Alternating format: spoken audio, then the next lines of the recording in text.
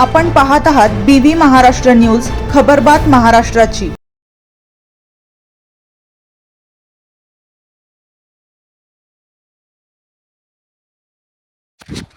नांदगावला जनावरांनी भरलेला मालवाहू ट्रक पकडला।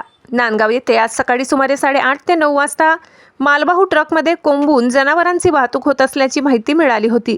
इगतपुरी घोटी येथून गाई गोऱ्ह्यांनी भरलेला एक मालवाहू ट्रक बाहेरगावी नेत असताना नांदगाव येथील अहिंसा चौकात पकडण्यात आला। या ट्रकमध्ये सुमारे 25 ते 30 जनावरे अत्यंत अमानुष पद्धतीने कोंबून भरली होती। अनेक जनावरे दोरखंडांनी घट्ट बांधलेली असून त्यांची अवस्था अत्यंत विदारक होती।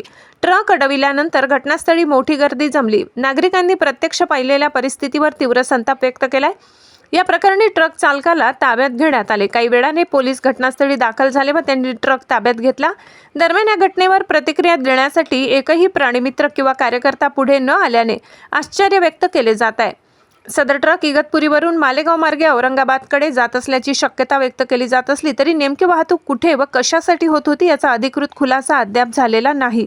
ट्रकमधील काही जनावरे मृत्युमुखी पडली असण्याची दाट शक्यता असून ही घटना प्राण्यांवरील अत्याचाराचा भीषण प्रकार समोर असल्याचे चित्र आहे।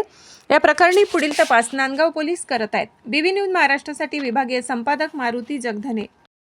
मोहम्मद उसामा। कहाँ से आए थे आप? घोटी से। हाँ, घोटी से। आणि आता कुठे जात आहे?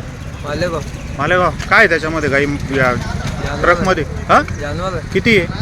कोणी मला किती जानवर आहे माहीत नाही? नाही गाडी तू घेऊन जातोय? माहिती गया था उधर। कुठून कुठे जातोय? उधर दूसरा आदमी गया था। हां, दूसरा ड्राइवर गया था उधर। नाही नाही, आता ही गाडी कुठून भरली तू? मैं वो घोटी में मिलेला गाडी। घोटीला मिळाली। आता कुठे घेऊन जातोय? मालेगाव। मालेगाव घेऊन जातोय का?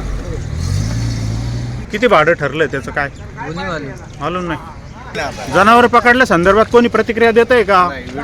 गाडी पकडली मान्य आहे, पण या संदर्भात कोणी देत आहे प्रतिक्रिया? कार्यकर्त्यांमध्ये कोणी तयार नाही।